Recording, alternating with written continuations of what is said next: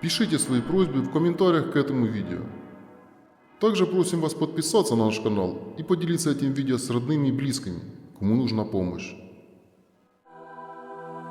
Создатель мой, Всевышний Господь Бог, умоляю Тебя по воле Твоей святой, окажи мне срочную помощь, не умедли ради имени Твоего.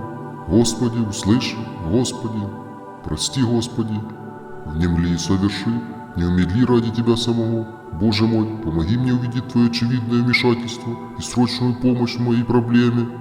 Господи, я знаю, что Ты скорый помощник в бедах, и поэтому я прибегаю к Тебе и знаю, что Ты поспешишь мне на помощь.